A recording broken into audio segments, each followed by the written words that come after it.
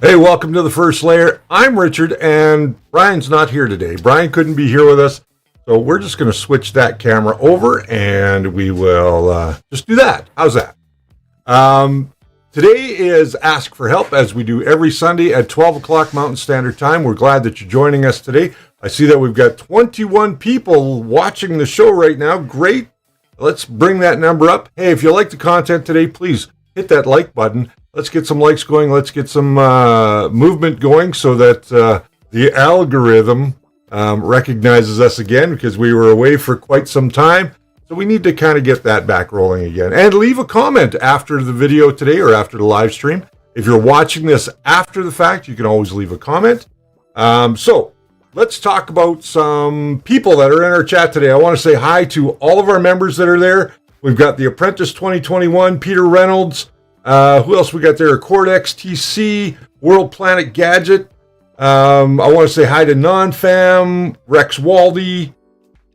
Who else is here? Eric Anderson, Maker Viking, Mark L. Baker, our good friend, and DJ Millennia, Thomas S. And I think there's Matt Gurman. Hello, welcome this morning or this afternoon. And there's Incidentium 87. Hello. All right, so my wife is manning the chat today, the lovely Jerry, and she's I don't have the mic. So if you hear somebody yelling at me, which is not unusual, that's my wife. Hey, there's Dwayne King. Just got back from voting, he says. Our studio is a little bit chaotic today. I want to talk about a couple of things that we've got coming up starting in the month of October. We are going to be doing contests through October, November, and December. So what we're going to be doing is giving away 2 mystery boxes every month for the next 3 months. And you never know what's going to be in there, but I can guarantee you there's going to be some great stuff in there. And we're going to give them away. This is going to be worldwide, so all of our audience can get involved on it. I'm going to be posting all the rules on how to get your name into the draws and what you have to do, and we'll go from there. But we've got brand new merch coming. We've got brand new titling coming. We've got some whole new look to the show as we go into 2022. Like I said a couple of weeks ago, I want to kick the end of this year in the butt, and we're going to go full steam and bring you guys the best content that we know how. I hope you guys enjoyed this week's episode of The First Layer, because we tackled a very common problem, and that is under extrusion. If you have any questions about under extrusion, I'm going to try and answer them today for you. This week, coming up, we are going to be taking a look at how to change your standard hot end in a FlashForge Creator Pro or a FlashForge Creator Max. This will also be for the Pro, but these techniques will apply to all 3D printers across the board, and we're going to take it from a metal hot end to an all metal hot end. Now, when I say all metal hot end, yes, I know some people are going to put into the comments that, all hot ends are all metal. Well, technically that is true. Most of them that come out today have a liner in them down the throat or the heat break that is made from Teflon. So that makes them what we consider a non-all metal hot end. An all metal hot end has no Teflon tubing in the heat break whatsoever. So we're going to show you how to do that this week. And hope you guys are interested in that. And we're going to be tackling problems, all till the end of the year as we go into 2022. So, what do we got going on in the chat? Not a whole lot just yet. So let's keep going with what we've got going on. As you guys know, we put up, if you're part of our Facebook group, as you know, we put up a brand new logo look. Hope you guys like it. If you do, give me a thumbs up in the chat. Let me know that you've seen it and that you guys like it. And we will. We're going to be going forward with that. So all of our merch is going to be branded with that, from coffee cups to T-shirts to eventually we're going to get into some hats, and we're going to get into some face masks. And we live in a world now where face masks are becoming the norm. So why not have something that looks cool, right? So, glad you guys are back, says World Planet Gadget. Is there still a sequel to the Building the Voron 2.4? Because I have now a Ender 3 Pro and the second bigger printer, and don't know with this one. What we are going to be doing with that, it is built, it is running. I have a couple of things I have to tweak on it right now. But we are going to show the end result, and then starting in the new year, we're going to start ordering all the new parts, and we are going to make sure that we have all of the parts here first before we build a brand new one, and that series will be taking you step by step by step. From tapping I don't want to get any of my extrusion tapped. I want to show you guys how to do it, save you a little bit of money. You're going to have to invest in a couple of minor things, but it's no big deal. With that said, I think that will be a much better series. We had a lot of problems getting used to understanding how things work. We're also going to be talking about Octoprint in upcoming episodes. We're going to show you how to install it, how to use it, and why it is a great extension to what you do. Now, I don't use Octoprint a lot, but I am finding now with Clipper especially that Octoprint is a definite add-on tool that I think that as we move forward will be beneficial to you guys as well. So do we have any questions there, Jerry? We do. We have one here from Dominic Versetto. He says, my Ender 5 needs 5 to 6 millimeters of retraction to avoid stringing. Will this be a problem if I put an all-metal heat break in the hot end? With an all-metal heat break, what you're going to find is that it will cool a little bit faster because that Teflon holds on to heat a little bit. So you may not want as much extraction or retraction, pardon me. You may not want as much retraction, so you may want to lower that to 4 to 5. millimeters per second, and that should not cause you any jamming issue. The Apprentice 2021, he says, my problem is with Capricorn tube getting brittle. I've never seen Capricorn tube get brittle. Are you sure that it is genuine Capricorn tube? Because we can order Capricorn tube off of eBay, AliExpress, and many other of the online retailers. That is not true branded Capricorn tube. Just because it's blue and just because the word Capricorn is in there doesn't necessarily mean that you're getting Capricorn tubing. If you are getting Capricorn tubing, chances are you're going to get a sticker with it that says Capricorn tubing. So that if it's getting brittle, you may have a bad bunch, or you may not have a actual branded. You may have a knockoff version. Now let's get that up there. There we go. Oh, geez, Gary, I put that one aside. Sorry. Here we go. Theron S. I'm sorry. Any suggestion on where to find the best prices on aluminum extrusion for an Albertan? That and cast aluminum printer beds. Well, I'll tell you where I got mine. I actually went to Misumi.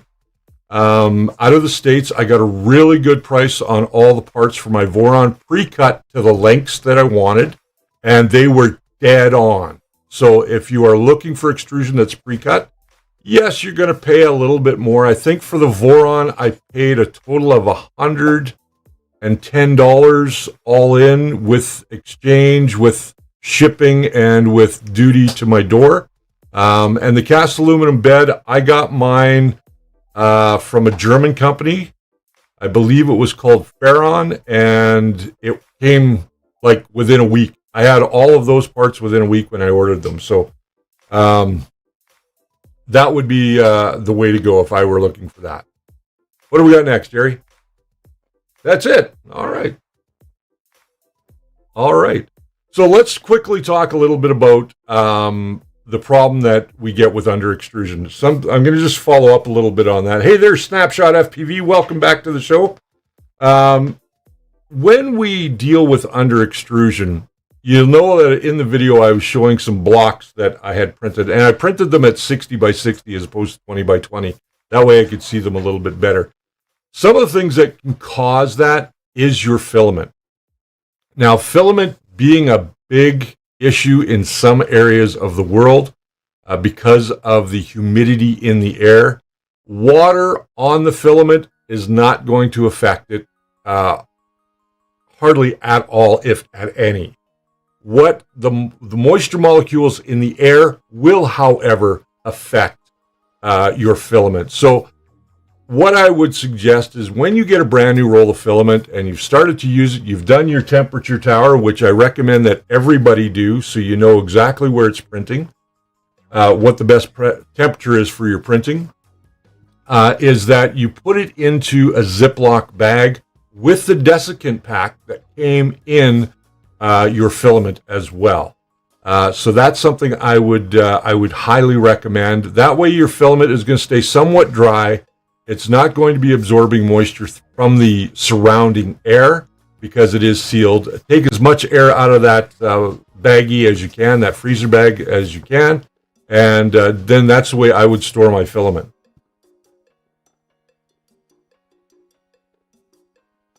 There we go. All right. What else do I want to put up here? Oh, I know what I want to put up. I haven't changed this yet, so I know there's some members that have dropped off because we were off the planet for a little while, but I want to let you know that we do have memberships still available. And now that we're back regularly every Saturday with a brand new episode and every Sunday with Ask for Help. So we are going to be doing this regularly. Brian may not be here every weekend. Just so you guys know, he does have a pretty hectic work schedule right now, so you may be dealing with me and only me. But, you know, at the end, I'm the original, so. No, I love Brian, and I think he's a great guy, and we're really happy to have him as part of our team and go that route. So For all of you guys that are still members, thank you for hanging in there while we were away over the summer, and we will try not to do that again. Off topic, how is the shop going? The shop, I've turned the shop completely over to Brian. So Western 3D Services is all Brian's baby now. Brian can do or can run it any way that he sees fit. Because I needed to get back here so that I could provide content to you guys, especially our members that, support the show each and every month. And you guys that watch the show every week and tune in to our live stream. Shopthefirstlayer.com, which is our offshoot of actually this show, which you can get merch there. You can start to get some parts there. We are starting to pad that inventory a little bit more. We are going to start carrying Matter 3D filaments starting next week, probably by the end of the week. I will have all of those things up. We got some really cool reviews of some new filament that they've put out that we're going to be comparing against another high-quality brand. So really watch for that. I think that at the end of the day, having the right filament, having your printer in the right location in your home. I've said this a million times that printers don't do well in drafty rooms. And we've proved that now with Brian having issues and our good friend Peter Reynolds having issues by having the window open a little bit. That causes a draft through the room. That can cause a myriad of problems. Your print can lift off the bed because it's way too cool. Or you can end up with under extrusion. There's many things that can happen. So you want to make sure that when you're placing your printer into a place in your home, that it is in an area that's not over a heating vent, not near a return vent, but in a room, or not near a window either. You want to put it in a room that has very little draft. Okay? Next question, Jerry.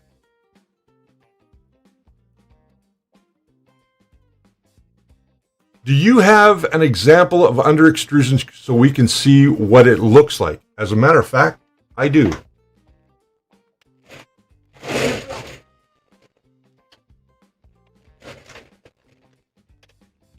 I still have these from the weekend, or from the episode. Now, the worst one is this one right here. And I don't know how well you guys can see that, but you can see there is some serious under extrusion going on. You can see all the little pock marks, and you can see that band that's around there. That is not from layer shifting. That is from under extrusion. Now, if you look at and here, let's just do this because I'm done with this now. I can actually take this right off, and you can hear that sound. You hear that? That's from under extrusion. When you can do that, you've got a serious problem. While the inside doesn't look horrible, I know white doesn't show up when you got white lights on, but under extrusion, just in that layer, that allowed that to split. So if you're doing something that has under extrusion, then go back and watch yesterday's video, and that will probably help you.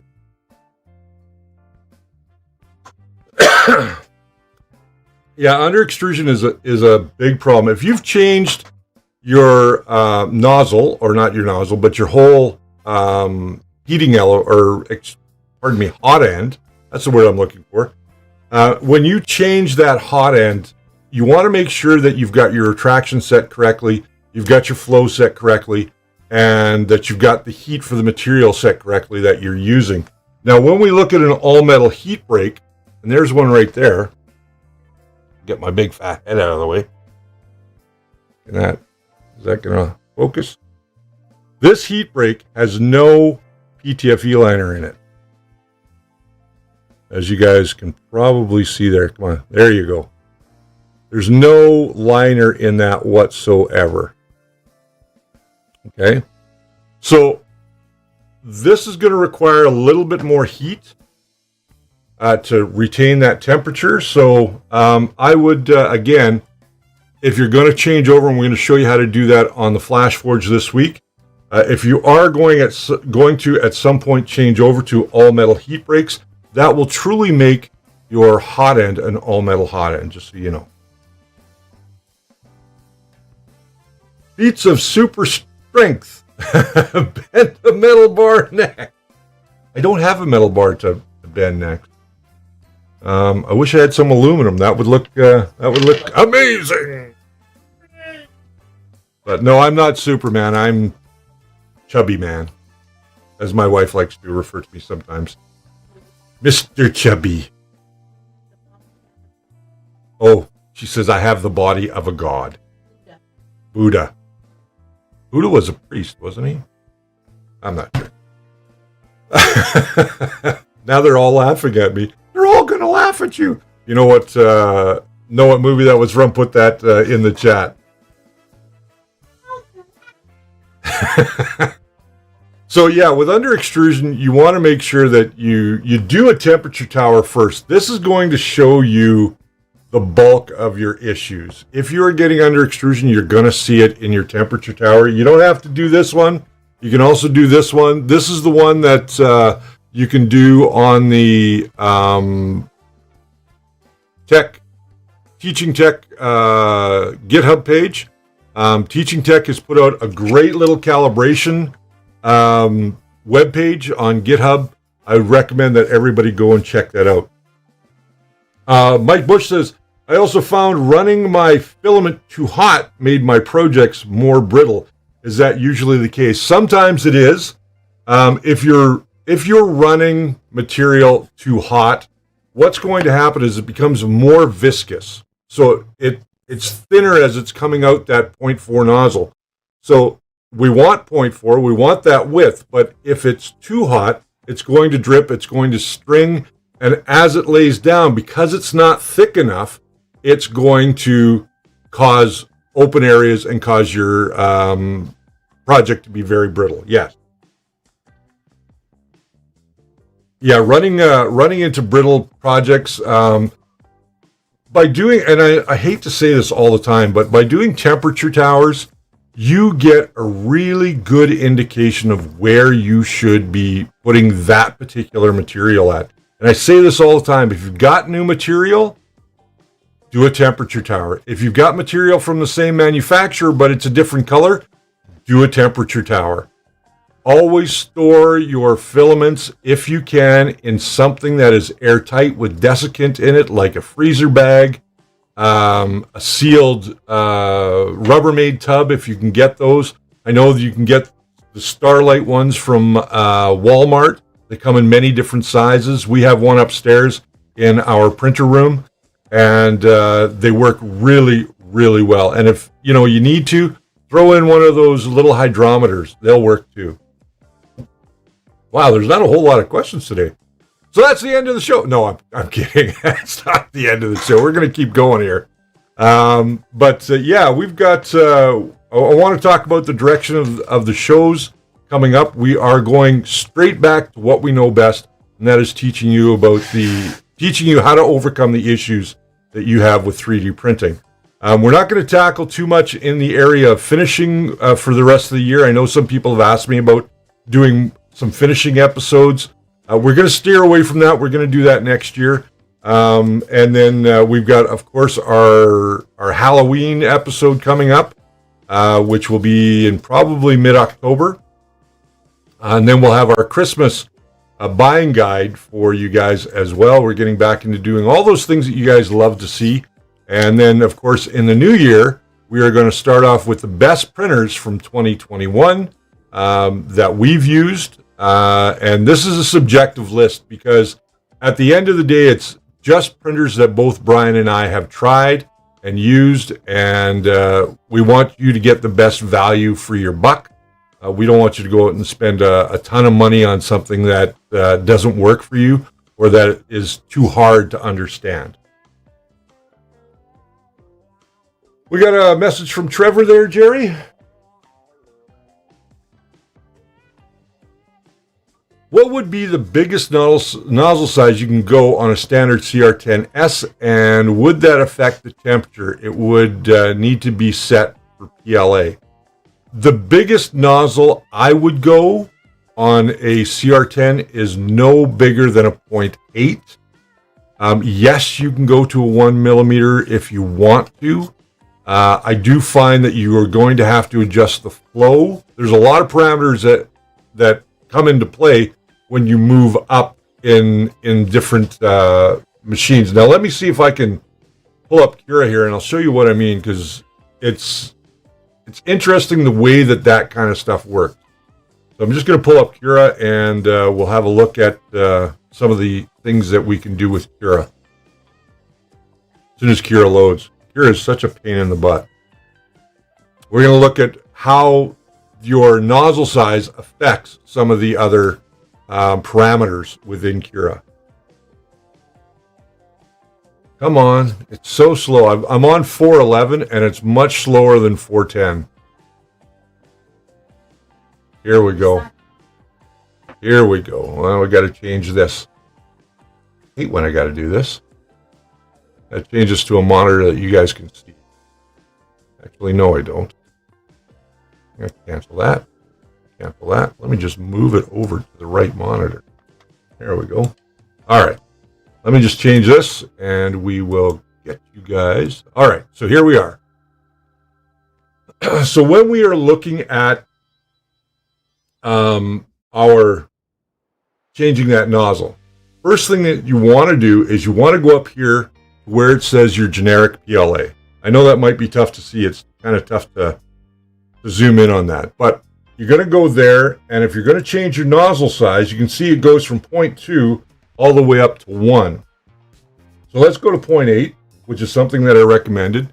Now, this is asking me if I want to change to the default settings or keep the settings that I've already put in there. I'm going to discard the changes. So let's take a look at our quality now. We can see that our layer height now on draft quality is going to be 0.32 as opposed to 0.2 when we are with where we are with a 0.4 nozzle. So there's a lot of things that change within your program. Now, if we go into the walls, we can see that our walls are now a wall thickness of 1.6. So that's 2 walls as opposed to 0.8, which we would have with a 0.4 nozzle. Let's go to flow and see if that has been changed a little bit. Our flow now is still at 100%, so that's fine. Our build plate temperature is 50. We may want to increase that. Our printing temperature is still the same. Our speed is still the same.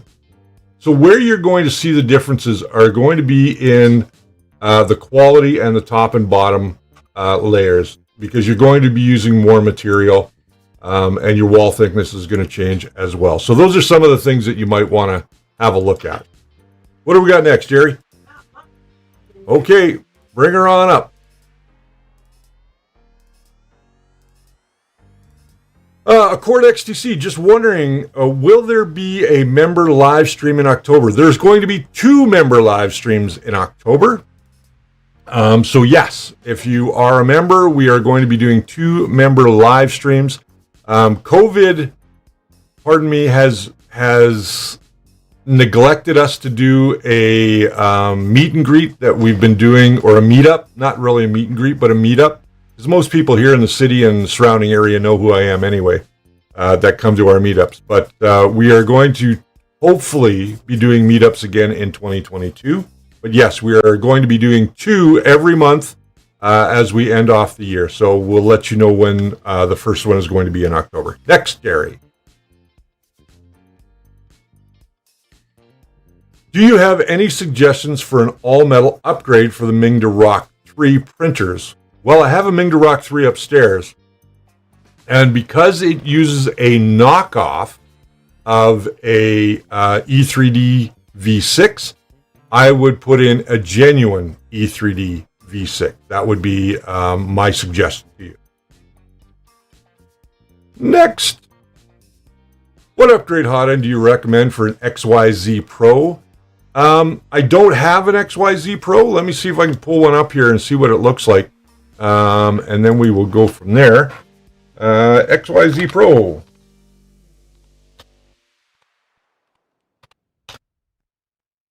What does it look like?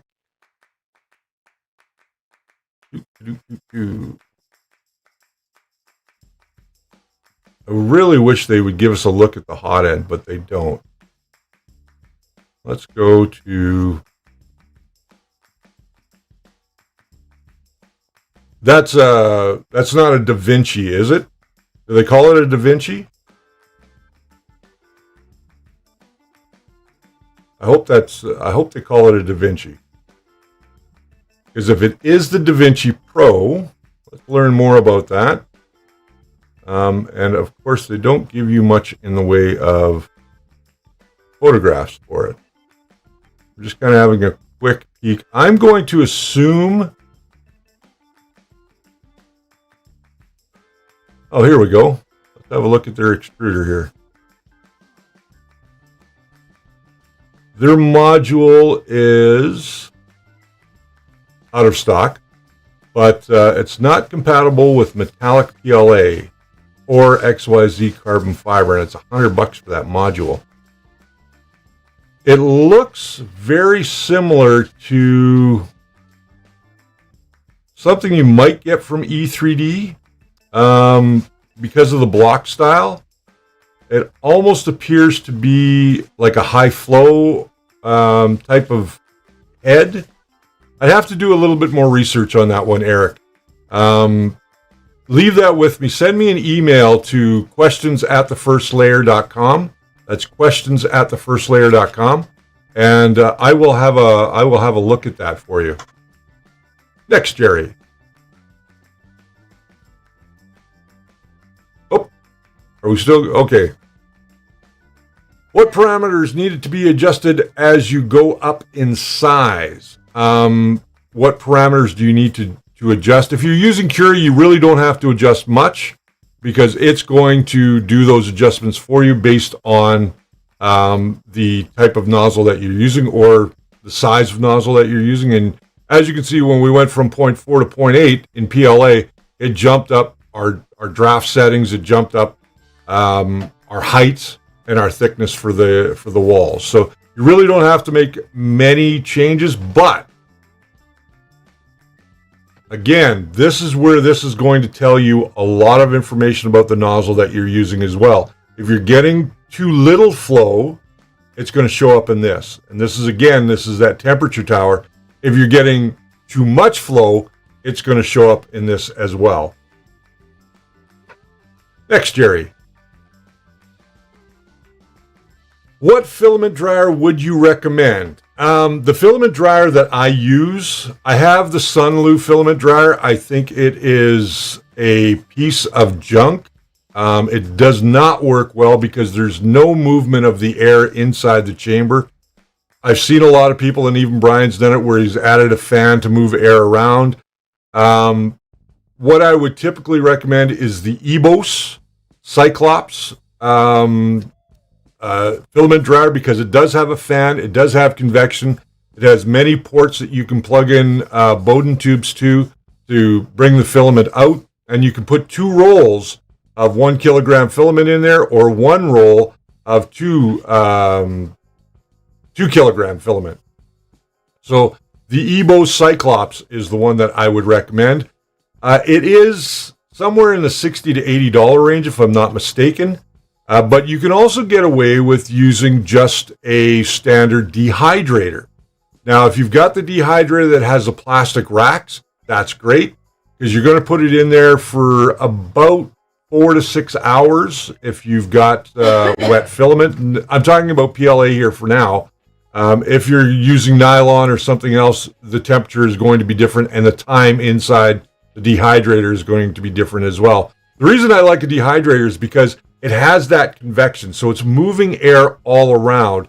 So not only are you getting the side that's laying down, but you're also getting onto the top and you're getting right around the sides of your filament. So that's what I would recommend, either the EBOS Cyclops or get yourself a dehydrator with the plastic trays. What do we got next, G? That's it? Oh, all right. I somehow shut off the... I closed the wrong window.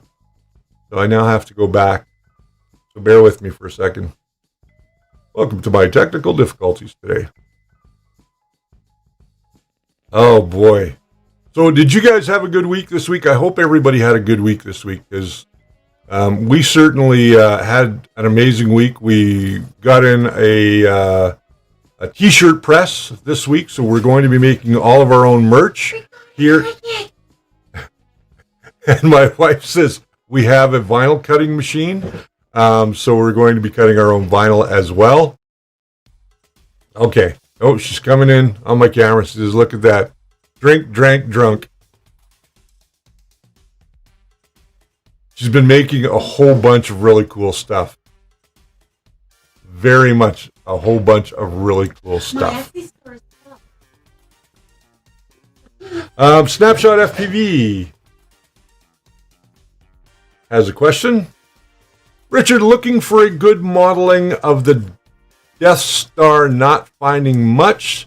Suggestions, want something with good detailed surface, as I'm going to supersize it on my CR-10S. Here's the problem with trying to find a good Death Star model. I myself have not found a good one. If you are going to be looking for something like that, I would go to Cults 3D. Yeah, I would go to Cults 3D. I would go to, what is the other one we use, honey?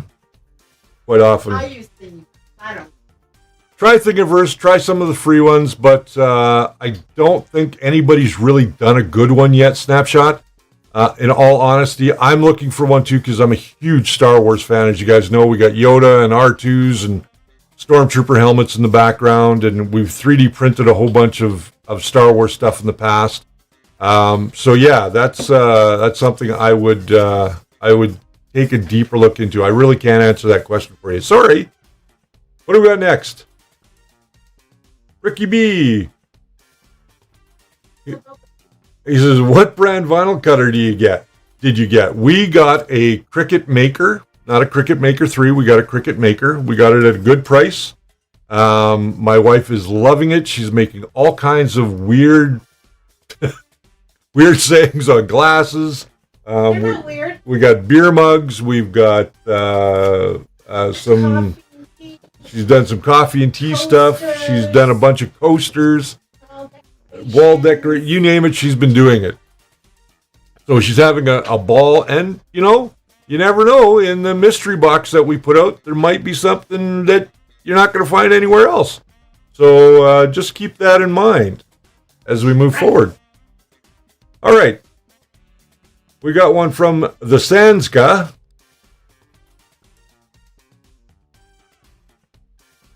I don't know. Where are you going, Jerry? He has no idea where she's going. I had it on the other video. Have you put the panels on your Voron? I got the both kit AD, and the panels are 2 millimeters too big. Any tips on trimming plexiglass? I've not put the panels on, but I cut the panels myself. There's a couple of ways that you can do that. If they're 2 millimeters too big, you can run plexiglass through a table saw, which I did with all mine. You want to have a fine-tooth blade, and you want to take your time. You don't want to put a piece of tape on it as well. That's great advice. That way you're not going to get chipping out. And just cut them to the size that you need them, or trim them down as you need. But the plexiglass I got just came from Home Depot. I didn't go and get anything special. It's like 1/8 of an inch plexiglass, and it worked fine. I just cut it on the table saw.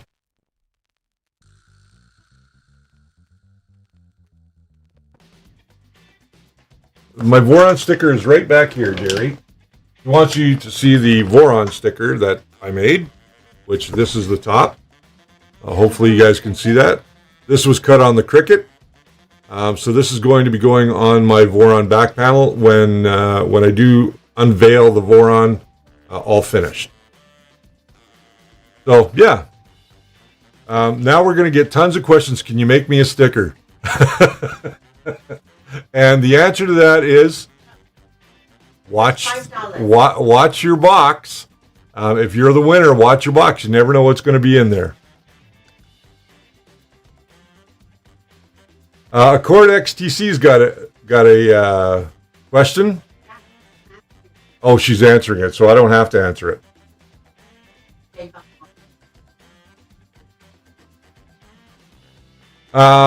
World Planet Gadgets is a Star Wars fan. I now am making the BB-8 droid 1-to-1. Nice. Nice. I would love to see when that's done. Are you going to sell the Voron stickers? Yes. I've just been told yes. We won't be charging much for them, basically for materials and time. But yeah, we're only, if somebody wants one, we'll sell them one, but we're not putting them up on our website. We have some Voron stuff that we are going to be putting up on shopthefirstlayer.com, but at the end of the day, I don't want to get into trouble with the designer of that particular sticker. You can download that sticker from GitHub, and if you go onto the Voron group, there is a link over there to finding where you can get that sticker. So, no, you don't have to pay for it. You just have to pay for it to get printed off. Oh, Yeah, the file is free.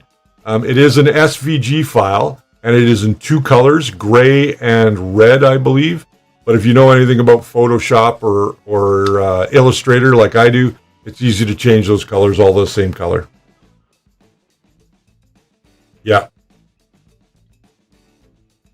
Yes, Accord, I gave up on her little printer because I'm going to punt that thing to the side of the road. he hates me. He hates me. I don't hate her. I hate her printer. It is a pain in the ass to work on. Getting into it is a pain. So we're just going to get her a better printer. Accord XTC has a question. How long would a print for the Voron sticker take? And is that the max size the printer will do? The max size that I can do on the printer is, or on the vinyl, is 11.5 by 11.5. That's the biggest cutting area I can do. So 11.5 inches by 11.5 inches. So that unfortunately is the largest that I can go. So, you know, How long did it take? No, geez, it took almost 40 minutes to cut that. Totally. Oh, it's very tiny. Yeah, it's really tiny, and there's a lot of weeding that goes into this. So you have to take out all of the material that you don't want to put onto your surface. So, and there's lots of little tiny holes. You guys can see there's little tiny holes in there where they have screws. And it took me a good, I would say 20 minutes to weed the whole thing, 20 minutes to half an hour. Get Jerry the Voron 0.1, good video content too. We have actually talked about that. And she has decided that she doesn't want the 1 because it's too small. She would like me to build her a switchblade. So that might be something that we do in the new year, as well as building Jerry a brand new switchblade where she can print whatever she wants on it, and she can go up to using ABS and higher temperature plastics like that.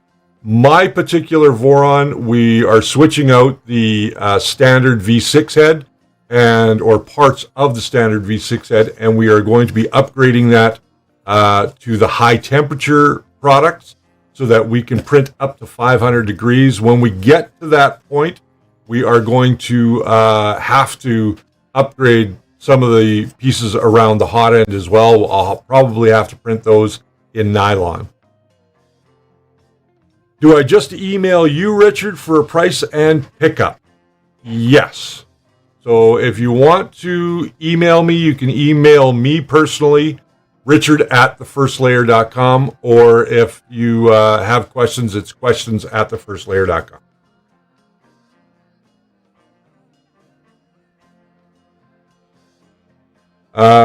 Accord, yeah, it is a fair size. It's, you know, it's going to fit on that back panel quite nicely, I think, and you guys will get to see that when I do that. Now, the Sanska, where are you located?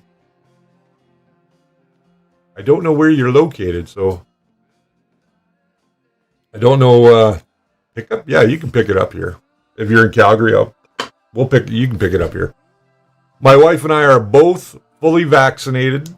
I don't want to get into a discussion debate about why you shouldn't get vaccinated, but we are both vaccinated. Neither of us have tested positive for COVID ever. And at the end of the day, if you need to pick something up, he says he's close to Calgary. Great. Awesome. I'm going to be going out to Airdrie fairly soon and helping out our good friend, Mr. Jackson, who is a school teacher out there and has developed a class based around 3D printing. We donated a 3D printer to them in 2019. In 2020, they were able to buy 5 more printers. So they have 6 printers, all the same type. They all are working great.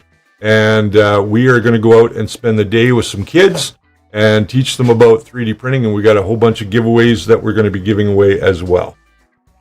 So we may do some filming. I might do some filming out there. See if I can get somebody to come out and run a camera for me, so that we can have some interesting videos coming up. Now, is there any topics that you want us to cover? Because this is something that we struggle with sometimes, is what topic do we do? And, and how do we give you guys the most information that we can? If you have a topic in mind, please put it in the chat, or you can leave it in the comments at the end of the show. Make sure that you hit that like button today, because the likes definitely help out our analytics. The more people that watch the show, that also helps out our analytics. Brian, I think, is back with us next week. That's not guaranteed. We've got some new filament coming in, like I said earlier in the show, from Matter 3D, our friends out in Victoria.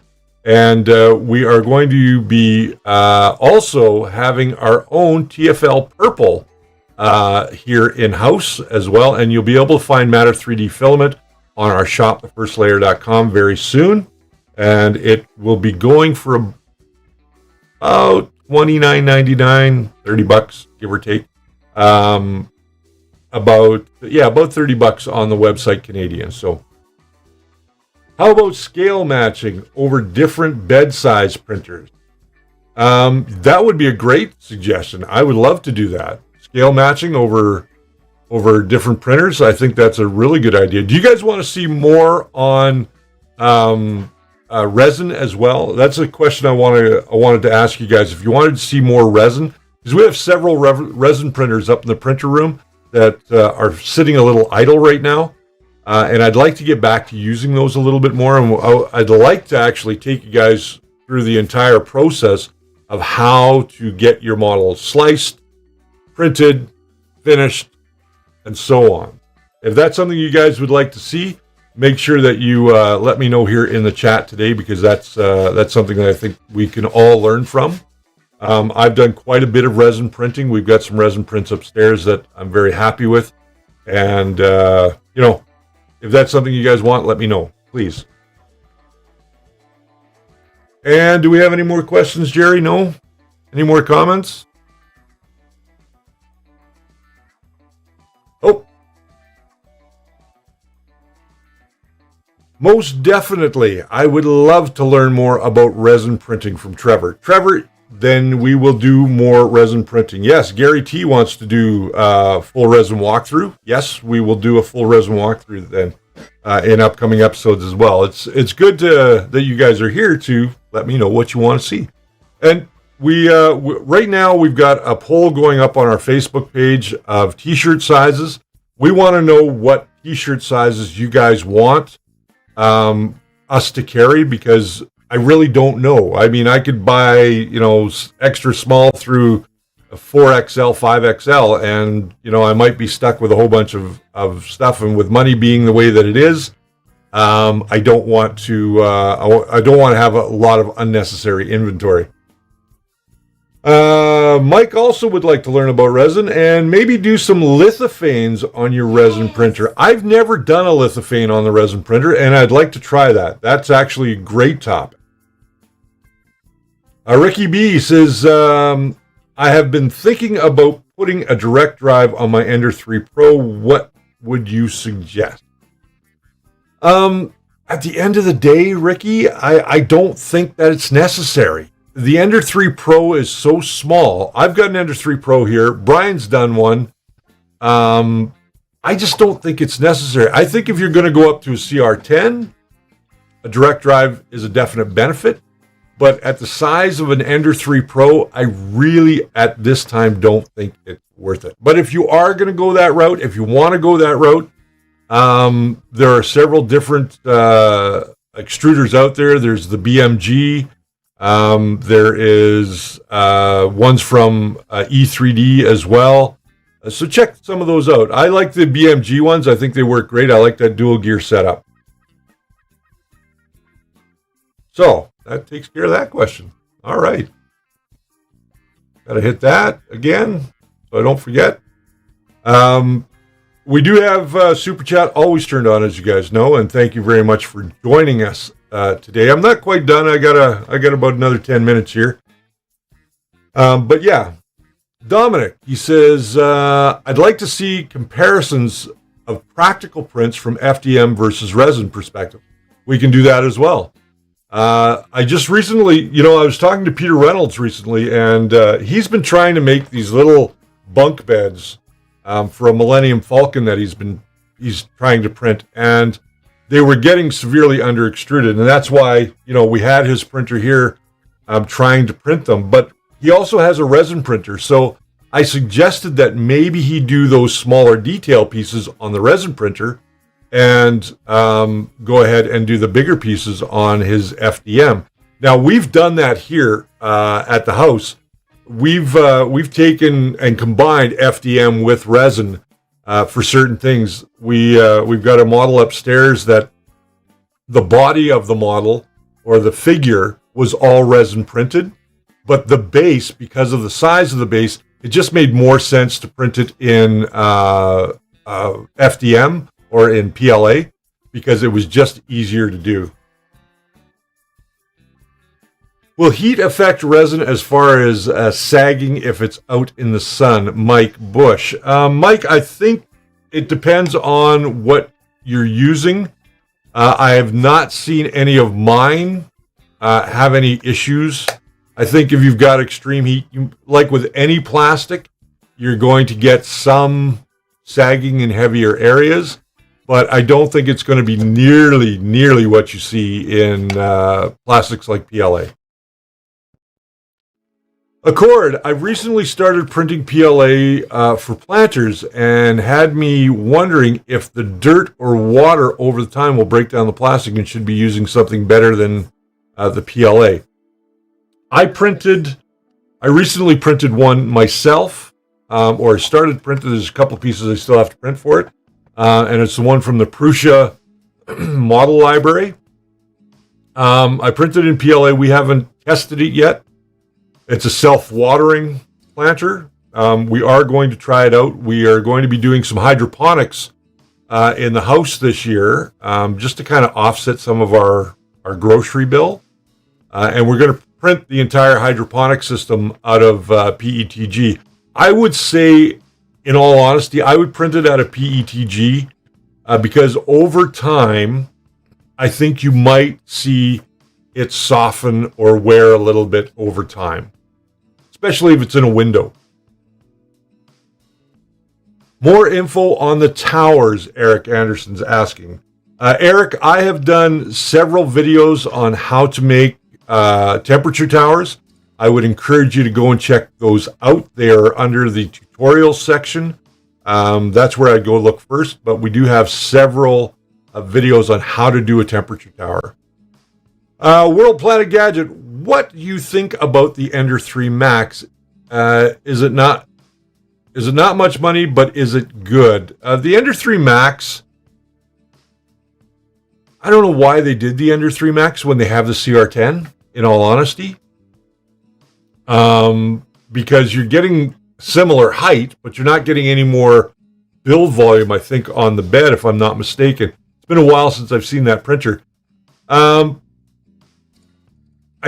don't think it's necessary, in all honesty. I just don't think it's necessary. I think that if you want something bigger that had a larger volume, I would go to a CR-10.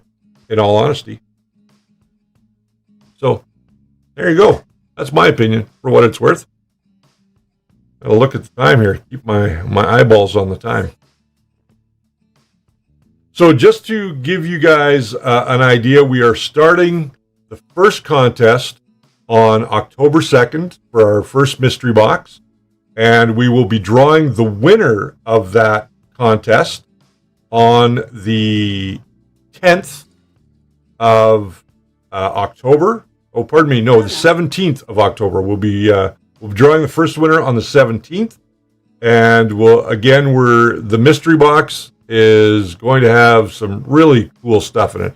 Jerry and I have been putting together and curating what we want to put in the box. And thank you, Mike. You are very welcome for all the help. I hope I answered your questions as best as I can. DJ says that the max is 30 by 30 by 34, so it's 300 by 300 by 340.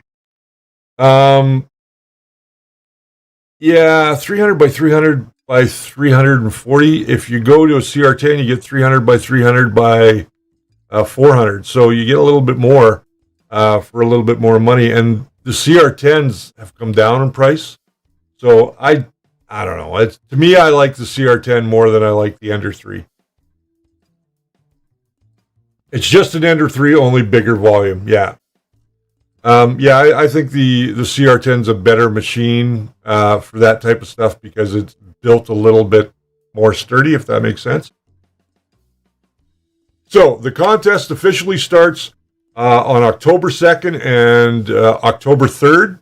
Those are the 2 days that you'll be able to get in on the contest, and then we're going to draw the winner live on our live stream on the 17th. So, and then we will be having another contest where we'll be drawing live on the 31st on Halloween. So